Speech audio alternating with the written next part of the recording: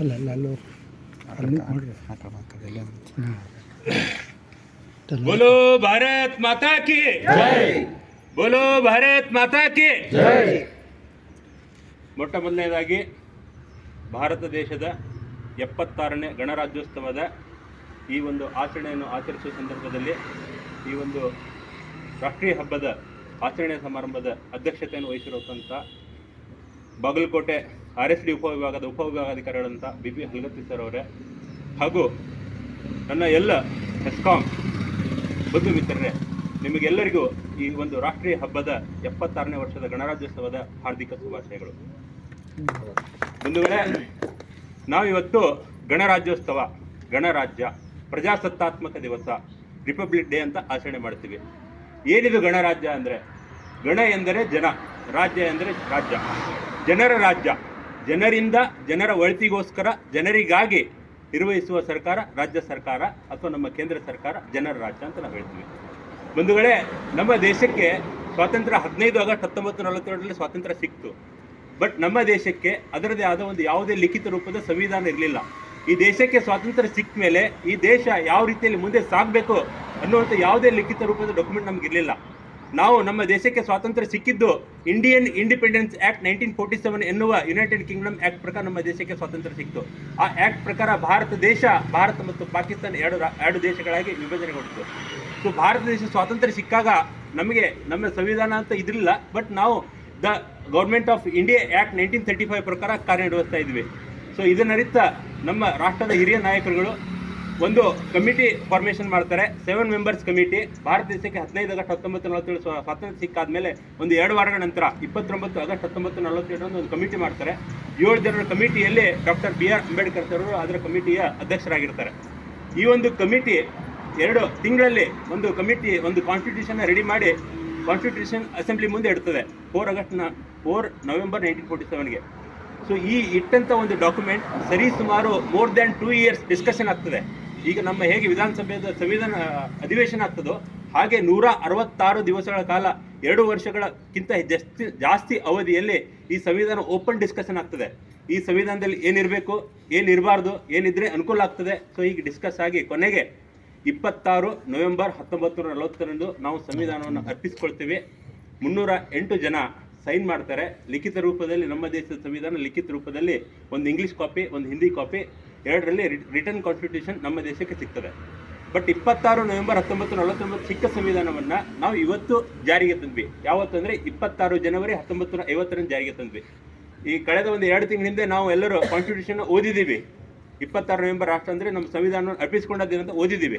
But ಯಾಕೆ ಇದು 26 ಜನವರಿ 1950 ಬಂತು ಅಂತಂದರೆ, ಮುಂಚೆ ನಮ್ಮ ದೇಶಕ್ಕೆ ಸ್ವಾತಂತ್ರ್ಯ ಯೋಧರು ಕಾನ್ಸ್ಟಿಟ್ಯೂಷನ್ ಪರವಾಗಿ ಅಥವಾ ನಮ್ಮ ದೇಶಕ್ಕೆ ಸ್ವಾತಂತ್ರ್ಯ ಸಿಗಬೇಕು ಅಂತ ಕೇಳಿದರೆ ಪೂರ್ಣ ಪ್ರಮಾಣದ ಸ್ವಾತಂತ್ರ್ಯವನ್ನು ನಾವು ಕೇಳ್ತಿರ್ಲಿಲ್ಲ. ನಾವು ಕೇಳ್ತಾ ಇದ್ವಿ ಬ್ರಿಟಿಷರ ಅಂಡರ್ ನಮಗೊಂದು ಸ್ವಾತಂತ್ರ್ಯ ಕೊಡಿ ಅಂತೇಳಿ. ಮೆಜಾರಿಟಿ ಇರೋದು ನೀವು ನೋಡ್ಕೊಳ್ಳಿ, ಉಳಿದ ಪಾಡಿಗೆ ನಮ್ಮ ಪಾಡಿಗೆ ನಾವು ಇಡ್ತೀವಿ, ನಮ್ಮ ಬಿಡಿ ಅಂತ ಈ ಥರ ಕೇಳ್ಕೊತಿದ್ವಿ.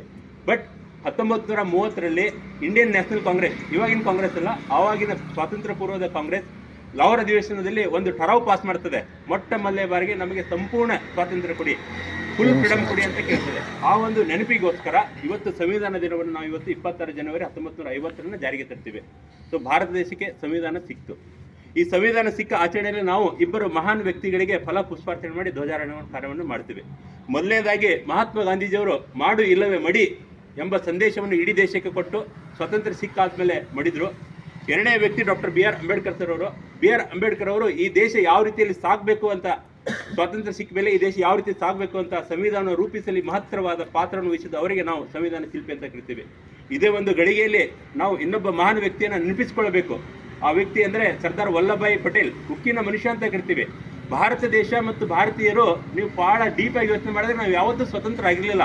1947 ಮುಂಚೆ ಅಥವಾ ನಮ್ಮ ಈ ದೇಶಕ್ಕೆ ಸಂವಿಧಾನ ಮುಂಚೆ ಬರೋಕ್ಕಿಂತ ನಾವು ಸ್ವತಂತ್ರ ಆಗಲಿಲ್ಲ. ನಾವು ಯಾವುದೋ ರಾಜರಡಿಯಲ್ಲಿ ಇರ್ತಿದ್ವಿ. ಅದರ ನಂತರ ಮೊಘಲ ದೊರೆಗಳು ಬಂದರು, ಆಮೇಲೆ ಬ್ರಿಟಿಷರು ಬಂದರು. ಸೊ ಹೀಗೆ ಒಬ್ಬರೊಬ್ಬರು ಅಂಡರ್ಲೇ ಇರ್ತಿದ್ವಿ. ನಮಗೆ ಆದ ಸರ್ಕಾರವನ್ನು ನಾವೇ ರಚಿಸಿಕೊಂಡು ನಾವೇ ಇರುವಂಥ ಸಂವಿಧಾನ ನಮ್ಗೆ ಇರಲಿಲ್ಲ. ಸೊ ಈ ಒಂದು ಗಳಿಗೆಯಲ್ಲಿ ಭಾರತ ದೇಶವನ್ನು ಇತರೆ ರಾಜ್ಯಗಳು, ಈಗ ಮೈಸೂರು ಪ್ರಾಂತ್ಯ ಆಗಿರ್ಬೋದು, ಮರಾಠರದಾಗಿರ್ಬೋದು, ಕಾಶ್ಮೀರದಾಗಿರ್ಬೋದು, ಕೋಲ್ಕತ್ತಾ ಆಗಿರ್ಬೋದು, ಈ ಸರಿಸುಮಾರು 550ಕ್ಕೂ ಜಾಸ್ತಿ ಸಂಸ್ಥೆಗಳನ್ನು ಒಟ್ಟುಗೂಡಿಸಿ ಭಾರತ ಒಂದು ರೂಪ ಕೊಟ್ಟಂಥ ವ್ಯಕ್ತಿ ಸರ್ದಾರ್ ವಲ್ಲಭಭಾಯಿ ಪಟೇಲ್ ಅವರನ್ನು ಕೂಡ ನಾವು ಈ ಒಂದು ಹೊತ್ತಲ್ಲಿ ನೆನಪಿಸ್ಕೊಳ್ಬೇಕು. ಬಂಧುಗಳೇ, ಇವತ್ತು the very importance of today is celebrating Indian constitution. ಇವತ್ತು ನಾವು ನೆನೆಸ್ಕೊಳ್ಬೇಕಾಗಿದ್ದು ಭಾರತದ ಸಂವಿಧಾನವನ್ನು. ಯಾಕೆ ಈ ಭಾರತ ಸಂವಿಧಾನ ನೆನೆಸ್ಕೋಬೇಕು? ಭಾರತದ ಸಂವಿಧಾನ ಇಡೀ ಜಗತ್ತಿನಲ್ಲಿಯೇ ಅತಿ ದೊಡ್ಡವಾದ ರಿಟರ್ನ್ ಕಾನ್ಸ್ಟಿಟ್ಯೂಷನ್. ಈಗ ಅಮೆರಿಕದು ನಮ್ಮ ಜಗತ್ತಿನಲ್ಲಿ ಅನ್ರಿಟರ್ನ್ ಕಾನ್ಸ್ಟಿಟ್ಯೂಷನ್ಗಳಿದ್ದಾವೆ, ಲಿಖಿತ ರೂಪದಲ್ಲಿ ಅಲಿಖಿತ ಕಾನ್ಸ್ಟಿಟ್ಯೂಷನ್ಗಳಿದ್ದಾವೆ. ಬಟ್ ಭಾರತ ದೇಶದ ಕಾನ್ಸ್ಟಿಟ್ಯೂಷನ್ ಇದೆಯಲ್ಲ, ಇದು ಹ್ಯಾಂಡ್ ರಿಟರ್ನ್. ಪ್ರೇಮ್ ನರೇನ್ ಜೈರಾದನ್ ಅವರು ಬರೀತಾರೆ, ಈ ನಮ್ಮ ಕಾನ್ಸ್ಟಿಟ್ಯೂಷನ್ಲಿ 1,45,000 ಶಬ್ದಗಳಿದ್ದಾವೆ, ಅದಕ್ಕಿಂತ ಮೇಲೆ ಸರಿಸುಮಾರು 1.5 ಲಕ್ಷ ಶಬ್ದಗಳಿದ್ದಾವೆ. ಸೊ ಇಂಥ ಒಂದು ರಿಟರ್ನ್ ಕಾನ್ಸ್ಟಿಟ್ಯೂಷನ್ ನಮ್ಗೆ ಸಿಕ್ಕಿದೆ. ಇದರಲ್ಲಿ ಯಾರು ಯಾವ ರೀತಿ ಹೇಗೆ ಕೆಲಸ ನಡೆಸಬೇಕು, ನಮ್ಮ ದೇಶ ಹೇಗೆ ಸಾಗಬೇಕು ಅನ್ನೋದು ಬಹಳ ಲಿಖಿತವಾಗಿ ಬರೆದಿದೆ. ಸೊ ನಾವುಗಳು ಕೂಡ ಅದನ್ನೇ ಹೇಳ್ತೀವಿ, ಯಾರೊಬ್ಬರು ಓರಲಾಗಿ ಹೇಳಿದ್ರೆ ಮಾಡಬಾರ್ದು, ರೈಟಿಂಗಲ್ಲಿ ಕೇಳ್ತೀವಿ ಅನ್ನೋ ಉದ್ದೇಶ ನಮ್ಮ ಸಂವಿಧಾನ ಕೂಡ ರೈಟಿಂಗಲ್ಲಿ ಇದೆ ಅಂತ. ಮತ್ತು ನಮ್ಮ ಸಂವಿಧಾನವನ್ನು ರೂಪಿಸಲಿ ನಮ್ಮ ಹಿರಿಯರು ಕೇವಲ ಅವರಷ್ಟೇ ಕೂತ್ಕೊಂಡು ಡಿಸ್ಕಸ್ ಮಾಡಲಿಲ್ಲ. ಇಡೀ ಜಗತ್ತಿನಲ್ಲಿ ಇರುವ ಅಮೇರಿಕಾ ಆಗಿರ್ಬೋದು, ಕೆನಡಾ ಆಗಿರ್ಬೋದು, ಫ್ರಾನ್ಸ್ ಆಗಿರ್ಬೋದು, ಜರ್ಮನಿ ಆಗಿರ್ಬೋದು, ಇಂಗ್ಲೆಂಡ್ ಆಗಿರ್ಬೋದು, ಐರಿಷ್ ಕಂಟ್ರಿ ಆಗಿರ್ಬೋದು, ಅಷ್ಟೇ ರಷ್ಯಾ ಮತ್ತು ಆಸ್ಟ್ರೇಲಿಯಾ ಆಗಿರ್ಬೋದು, ಈ ಜಗತ್ತಿನ ಈ ರಾಷ್ಟ್ರಗಳಲ್ಲಿ ಇರುವ ಎಲ್ಲ ಸಂವಿಧಾನಗಳನ್ನು ಅಧ್ಯಯನ ಮಾಡಿ ಒಳ್ಳೆಯದನ್ನು ಆರಿಸಿಕೊಂಡು ನಿರ್ಮಿಸಿದ ಸಂವಿಧಾನವೇ ನಮ್ಮ ಸಂವಿಧಾನ. ಮತ್ತು ಈ ನಮ್ಮ ಸಂವಿಧಾನ ಹೇಗಿದೆ ಅಂತಂದರೆ ಬಹಳ ಫ್ಲೆಕ್ಸಿಬಲ್ ಇಲ್ಲ, ಬಹಳ ರಿಜಿಡ್ ಇಲ್ಲ. ಅಂದರೆ ಸಂವಿಧಾನವನ್ನು ಮುಂಚೆ ಫಸ್ಟು ಸಂವಿಧಾನ ಇದ್ದಿದ್ದಲ್ಲಿ 395 ಆರ್ಟಿಕಲ್ಸ್ ಇದ್ದು, 22 ಭಾಗ ಇದ್ದು, 8 ಶೆಡ್ಯೂಲ್ಸ್ಗಳಿದ್ದು. ಬಟ್ ಇವತ್ತಿನ ಸಂವಿಧಾನದಲ್ಲಿ ಸರಿಸುಮಾರು 470 ಆರ್ಟಿಕಲ್ಸ್ ಇದ್ದಾವೆ, 105 ಅಮೆಂಡ್ಮೆಂಟ್ ಆಗಿದ್ದಾವೆ, 12 ಶೆಡ್ಯೂಲ್ಸ್ಗಳಿದ್ದಾವೆ, 25 ಭಾಗಗಳಿದ್ದಾವೆ. ಸೊ ನಮ್ಮ ದೇಶದ ಸಂವಿಧಾನ ಅಮೆರಿಕದ ಸಂವಿಧಾನ ಒಂದು ಬದಲಾವಣೆ ಮಾಡಬೇಕಂದ್ರೆ ಭಾಳ ರಿಜಿಡ್ ಪ್ರೊಸೆಸ್ಸು, ಅದಕ್ಕೆ ಅದೊಂದು ಸ್ಪೆಷಲ್ ಮೆಜಾರಿಟಿ ಬೇಕಾಗ್ತದೆ. ಇಂಗ್ಲೆಂಡ್ನ ಸಂವಿಧಾನ ನಾರ್ಮಲ್ ಒಂದು ರೂಲ್, ನಾವು ಹೇಗೆ ಒಂದು ರಿಟರ್ನ್ OM ಹಾಕಿ ಮಾಡ್ತೀವೋ ಆ ಥರ ಸಂವಿಧಾನ ಮಾಡ್ಬೋದು. ಬಟ್ ನಮ್ಮ ದೇಶದ ಸಂವಿಧಾನ 2 ರೀತಿ ಇದೆ. ನಮ್ಮ ದೇಶದ ಸಂವಿಧಾನವನ್ನು ತಿದ್ದುಪಡಿ ಮಾಡಬೇಕಾದ್ರೆ 3 ವಿಧಗಳಿದ್ದಾವೆ. ಒಂದು ನಾರ್ಮಲ್ ಮೆಜಾರಿಟಿ, ಇನ್ನೊಂದು ಸ್ಪೆಷಲ್ ಮೆಜಾರಿಟಿ ಅಂದರೆ 2/3 ಮೆಂಬರ್ಸ್ ಇರೋ ಮೆಜಾರಿಟಿ, ಇನ್ನೊಂದು 2/3 ಮೆಜಾರಿಟಿ ಜೊತೆಗೆ ನಮ್ಮ ದೇಶದಲ್ಲಿರುವ ಎಲ್ಲ ರಾಜ್ಯಗಳ more than 50% ರಾಜ್ಯಗಳು ಒಪ್ಪಿಗೆ ಕೆಲವೊಮ್ಮೆ ಬೇಕಾಗ್ತವೆ. ಅದಕ್ಕೆ ತಾವೆಲ್ಲರೂ ಪತ್ರಿಕೆಯಲ್ಲಿ ತಿಳ್ಕೊಂಡಿರ್ಬೋದು, ಯಾವುದೇ ಒಂದು ಬಿಲ್ ಕಾಯ್ದೆ ಆಗಬೇಕು ಅಂತಂದರೆ ಈ 3 ವಿಧಗಳಲ್ಲಿ ಆಯಾ ಕಾಯ್ದೆಗೆ ಅನ್ವಯ ಆಗುವಂತೆ ಆಗ್ತದೆ. ಮತ್ತು ನಮ್ಮ ದೇಶದ ಸಂವಿಧಾನ ಇಟ್ಸ್ ರೂಲ್ ಆಫ್ ಲಾ. ನಾವೆಲ್ಲರೂ ಇಲ್ಲಿ ಬದುಕ್ತಾ ಇರೋದು, ಕೇಳ್ತಾ ಇರೋದು ಒಂದು ಕಾಯ್ದೆಗೆ ಅನ್ವಯವಾಗಿ ಹೊರತು ಯಾವುದೇ ವ್ಯಕ್ತಿಯ ಪರವಾಗಿ ಅಲ್ಲ. ಅಂದರೆ the people are ruled by the law, not by the men ಅನ್ನೋದನ್ನು ನಮ್ಮ ಸಂವಿಧಾನ ನಮಗೆ ಕೊಡ್ತದೆ. ಸೊ ನಮ್ಮ ದೇಶದ ಸಂವಿಧಾನದಲ್ಲಿ ಇಂಡಿಪೆಂಡೆಂಟ್ ಜುಡಿಷಿಯರಿ ಇದೆ. ಜುಡಿಷಿಯರಿಗೆ ಎಕ್ಸಿಕ್ಯೂಟಿವ್ ಆಗಿರ್ಬೋದು, ಲೆಜಿಸ್ಲೇಚರ್ ಆಗಿರ್ಬೋದು, ಯಾರು ಕೂಡ ಕೈ ಆಡಿಸೋಂಗಿಲ್ಲ. ನಮ್ಮ ದೇಶದ ನಮಗೆ ಫಂಡಮೆಂಟಲ್ ರೈಟ್ಸ್ಗೆ ಏನಾದರೂ ಧಕ್ಕೆ ಆದರೆ ನಾವು ಸುಪ್ರೀಂ ಕೋರ್ಟ್, ಹೈಕೋರ್ಟಿವರೆಗೂ ಹೋಗ್ಬೋದು. ಏನಾದರೂ ತೊಂದರೆ ಅಂದರೆ ಜುಡಿಷಿಯರಿನೇ ಸೆಪ್ರೇಟ್ ಆಗಿ ಇಟ್ಟಿದ್ದಾರೆ, ಶಾಸಕಾಂಗ, ನ್ಯಾಯಾಂಗ, ಕಾರಾಂಗ. ಈ ನ್ಯಾಯಾಂಗನ ಸೆಪ್ರೇಟ್ ಆಗಿ ಇಟ್ಟಿದ್ದಾರೆ. ಸೊ ನ್ಯಾಯಾಂಗ ಈಗ ಯಾವುದೊಬ್ಬರು ಈಗ ಅಂದರೆ ನಮ್ಮ ರಾಜ್ಯ ಸರ್ಕಾರ, ಕೇಂದ್ರ ಸರ್ಕಾರ ಯಾವುದೇ ಕಾಯ್ದೆ ಮಾಡಿದರೆ ಆ ಪರಾಮರ್ಶಿಸುವ ಸಂಪೂರ್ಣ ಹಕ್ಕು ನಮ್ಮ ದೇಶದ ನ್ಯಾಯಾಂಗ ವ್ಯವಸ್ಥೆಗಿದೆ. ಇವನ್ ಒಂದು ಕಾಯ್ದೆ ಆದರೂ ಕೂಡ ಅದನ್ನು ತಿದ್ದುಪಡಿ ಮಾಡುವಂಥದ್ದು, ಅದನ್ನು ಕಾಯ್ದೆಯನ್ನು ರದ್ದುಗೊಳಿಸುವಂಥ ಹಕ್ಕು ಕೂಡ ನಮ್ಮ ದೇಶದ ನ್ಯಾಯಾಂಗ ವ್ಯವಸ್ಥೆಗಿದೆ. ಸೊ ಇಂಥ ಒಂದು ಸಂವಿಧಾನ ನಮಗೆ ಸಿಕ್ಕಿದೆ. ಇನ್ನೂ ಒಂದು ಹೆಜ್ಜೆ ಮುಂದೆ ಹೋದರೆ ನಮ್ಮ ದೇಶ ನಮಗೆ ಕೊಟ್ಟಿದ್ದು 1 ಪರ್ಸನ್ 1 ವೋಟ್ ಅಂತ. ಮುಂಚೆ ಎಲ್ಲ ಹೇಗೆ ಬೇರೆ ಬೇರೆ ಕಡೆ ಅಂತಂದರೆ ಈ ಜಾತಿಯ ವ್ಯವಸ್ಥೆ, ವರ್ಣ ವ್ಯವಸ್ಥೆ, ಶ್ರೀಮಂತರು ಬಡವರು, ಕರಿಯರು ಬಿಳಿಯರು, ಈ ಥರ ವ್ಯವಸ್ಥೆಗಳು ಬೇರೆ ಬೇರೆ ಜಗತ್ತಿನ ವಿಧದಲ್ಲಿ ಇದ್ದಾವೆ. ಬಟ್ ನಮ್ಮ ದೇಶ ಇಲ್ಲ. ನಮ್ಮ ದೇಶದಲ್ಲಿ irrespective of cost, Creed, religion ಯಾವುದೇ ಇದಿರ್ಬೋದು 1 ಪರ್ಸನ್ 1 ವೋಟ್ ಅನ್ನುವಂಥ ಸಂವಿಧಾನ ನಮಗೆ ಸಿಕ್ಕಿದೆ. ಸೊ ಬಂಧುಗಳೇ, ನಾವೆಲ್ಲರೂ ಈಗ ಸ್ವತಂತ್ರ ಭಾರತದ ಸ್ವತಂತ್ರ ಸಂವಿಧಾನದಲ್ಲಿ ಬದುಕ್ತಾ ಇದ್ದೀವಿ. ನಮಗೆ ಫಂಡಮೆಂಟಲ್ ರೈಟ್ಸ್ ಇದ್ದಾವೆ. ಫಂಡಮೆಂಟಲ್ ರೈಟ್ಸ್ ಅಂತಂದರೆ ಈಗ ನಾವು ಇಲ್ಲೆಲ್ಲರೂ ಸೇರಿದ್ದೇವೆ, ಮಾತನಾಡಿದ್ದೇವೆ. ಸೊ ನಮಗೆ ಫಂಡಮೆಂಟಲ್ ರೈಟ್ಸಿಗೆ ಫ್ರೀಡಮ್ ಆಫ್ ಎಕ್ಸ್ಪ್ರೆಷನ್ ಅಂದರೆ ನಾವು ನಮ್ಮ ಮನಸ್ಸಿಗೆ ಬಂದ ಭಾವನೆಗಳನ್ನು ಹೇಳ್ಬೋದು. ಅದು ಸರಿಯೋ ತಪ್ಪೋ ಸೆಕೆಂಡ್ರಿ, ಬಟ್ ನಮ್ಮ ಭಾವನೆಗಳನ್ನ ಎಕ್ಸ್ಪ್ರೆಸ್ ಮಾಡುವಂಥ ಸಂಪೂರ್ಣ ಅಧಿಕಾರ ನಮಗಿದೆ. ಅದೇ ರೀತಿ each and everyone is equal before the law. ನ್ಯಾಯದ ಮುಂದೆ ಎಲ್ಲರೂ ಸರಿ ಸಮಾನ ಅನ್ನುವ ನಮಗೆ ಫಂಡಮೆಂಟಲ್ ರೈಟ್ಸ್ಗಳಿದ್ದಾವೆ. ಈ ಫಂಡಮೆಂಟಲ್ ರೈಟ್ಸ್ಗಳು ನಮಗೆ ಏನಾದರೂ ಧಕ್ಕೆ ಅಂತ ಬಂದರೆ ನಾವು ಹೈಕೋರ್ಟಿಗೆ ಅಪ್ರೋಚ್ ಮಾಡ್ಬೋದು ಮತ್ತು ಸುಪ್ರೀಂ ಕೋರ್ಟಿಗೆ ಅಪ್ರೋಚ್ ಮಾಡ್ಬೋದು. ಅದೇ ರೀತಿ ಈ ರಾಜ್ಯ ಸರ್ಕಾರಗಳು, ಕೇಂದ್ರ ಸರ್ಕಾರಗಳು ಯಾವ ರೀತಿ ಕಾರ್ಯನಿರ್ವಹಿಸಬೇಕು ಅಂತೇಳಿ directive principle of state policy DPSP ಅಂತ ಇದೆ. ಈ DPSP ನಮ್ಮ ಸಂವಿಧಾನದಲ್ಲಿ ಅಳವಡಿಸುವ ಮುಖ್ಯ ಉದ್ದೇಶವೇ ಈ ದೇಶದ ಸಂಪತ್ತು ಕೆಲವು ವ್ಯಕ್ತಿಗಳ ಕೈಯಲ್ಲಿರಬಾರ್ದು, ಅದು ಸರಿ ಸಮಾನವಾಗಿ ಎಲ್ಲರಿಗೂ ಹಂಚಬೇಕನ್ನೋ ಉದ್ದೇಶದಿಂದಲೇ ಈ DPSP ಅನ್ನು ನಮ್ಮ ದೇಶದ ಸಂವಿಧಾನದಲ್ಲಿ ಅಳವಡಿಸಲಾಗಿದೆ. ಈ DPSP ಫಂಡಮೆಂಟಲ್ ರೈಟ್ಸ್ ಒಟ್ಟಿಗೆ ನಮಗೆ ಸಂವಿಧಾನದಲ್ಲಿ ಒರಿಜಿನಲ್ ಆಗಿ ಫಂಡಮೆಂಟಲ್ ಡ್ಯೂಟೀಸ್ ಅಂತ ಇರಲಿಲ್ಲ. ಬಟ್ 42nd ಅಮೆಂಡ್ಮೆಂಟಲ್ಲಿ 1976ರಲ್ಲಿ ಫಂಡಮೆಂಟಲ್ ಡ್ಯೂಟೀಸ್ನ ಆ್ಯಡ್ ಮಾಡ್ತಾರೆ. ಸೊ ನಮಗೆ ಫಂಡಮೆಂಟಲ್ ನಾವೊಬ್ಬ ಪ್ರಜೆಯಾಗಿ ಒಂದು ಹಕ್ಕನ್ನು ಕೇಳ್ಬೋದು. ಒಂದು ಸರ್ಕಾರ ತನ್ನ ಜನರಿಗೋಸ್ಕರ ಒಳ್ಳೆಯ ನೀತಿ ಕಾಯ್ದೆಗಳನ್ನು ರೂಪಿಸ್ಬೋದು. ಅದೇ ರೀತಿ ನಮಗೆ ಕೂಡ ಕೆಲವೊಂದು ಫಂಡಮೆಂಟಲ್ ಡ್ಯೂಟೀಸ್ಗಳನ್ನು ಇದ್ದಾವೆ. ಸೊ ಒಂದು ಕಡೆ ಫಂಡಮೆಂಟಲ್ ರೈಟ್ಸ್, ಇನ್ನೊಂದು ಕಡೆ ಫಂಡಮೆಂಟಲ್ ಡ್ಯೂಟೀಸ್ಗಳನ್ನು ಸರಿದೂಗಿಸ್ತಾ ನಾವು ಈ ದೇಶದಲ್ಲಿ ಜೀವನ ನಡೆಸಬೇಕಾಗಿದೆ. ಬಂಧುಗಳೇ, ಈಗ ನಮ್ಮ ದೇಶದ ಇನ್ನೊಂದು ಸಂವಿಧಾನ ವೈಶಿಷ್ಟ್ಯ ಏನಪ್ಪ ಅಂತಂದರೆ, ನಮ್ಮಲ್ಲಿ 3 ಟೈರ್ ಗೌರ್ಮೆಂಟ್ ಇದೆ. ಸೆಂಟ್ರಲಿಗೆ ಹೋದ್ರೆ ಮೇನ್ ವಿಷಯಗಳನ್ನು ನೋಡುವಂಥದ್ದು ಸೆಂಟ್ರಲ್ ಗೌರ್ಮೆಂಟ್, ಸ್ಟೇಟಿಗೆ ಬಂದರೆ ಸ್ಟೇಟ್ ಗೌರ್ಮೆಂಟ್.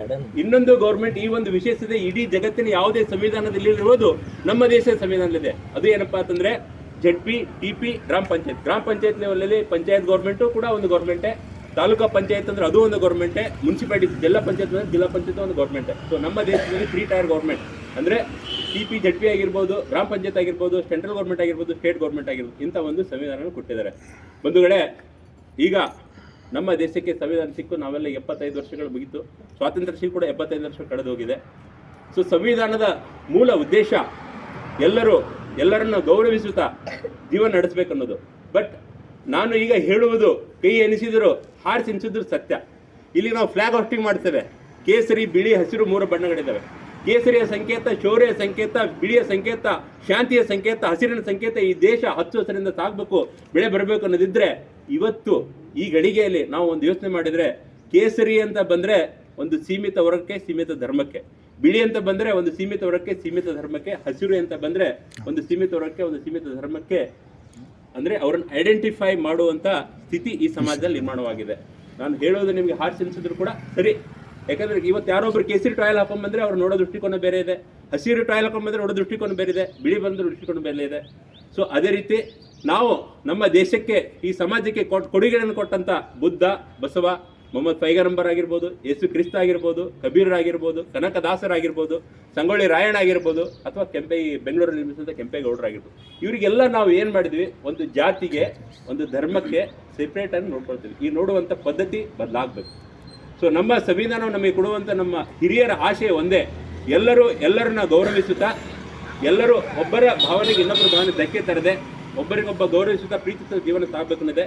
ಸರ್ವೇ ಜನಃ ಸುಖಿನೋ ಭವಂತು, ಸರ್ವರಿಗೂ ಸಮಪಾಲು, ಸರ್ವರಿಗೂ ಸಮಬಾಳು ಎನ್ನುವ ಉದ್ದೇಶವನ್ನು ಇಟ್ಟುಕೊಂಡು ನಮ್ಮ ದೇಶದ ಸಂವಿಧಾನವು ರಚನೆಯಾಗಿದೆ. ಈ ಸಂವಿಧಾನ ಅಡಿಯಲ್ಲಿ ನಾವೆಲ್ಲರೂ ನಾವೆಲ್ಲರೂ ಬಾಳೋಣ, ಬದುಕೋಣ, ಮುಂದಿನ ಪೀಳಿಗೆಗಳಿಗೆ ಈ ವಿಷಯವನ್ನು ತಿಳಿಸೋಣ ಅಂತ ಹೇಳ್ತೆ ನನಗೆ ಒಂದೆರಡು ಮಾತಾಡಲಿಕ್ಕೆ ಅವಕಾಶವನ್ನು ಕೊಟ್ಟಂಥ ಉಪವಿಭಾಗದ ಉಪಕಾರ್ಯದರ್ಶಿ BP ಹಲಗತ್ತಿ ಸರ್ ಅವರಿಗೆ ನನ್ನ ತುಂಬು ಹೃದಯ ಧನ್ಯವಾದಗಳು. ತಮ್ಮೆಲ್ಲರಿಗೂ ನನ್ನ ತುಂಬು ಹೃದಯ ಧನ್ಯವಾದ ತಿಳಿಸುತ್ತಾ ನಂದೆರಡು ಮಾತು ಮುಗಿಸುತ್ತೇನೆ. ಜೈ ಹಿಂದ್, ಜೈ ಕರ್ನಾಟಕ. ವಂದೇ ಮಾತರಂ. ಸುದೀರ್ಘವಾಗಿ 26 ಜನವರಿಯ ಅಂಕಿಅಂಶಗಳನ್ನು ಯಾವ ಥರ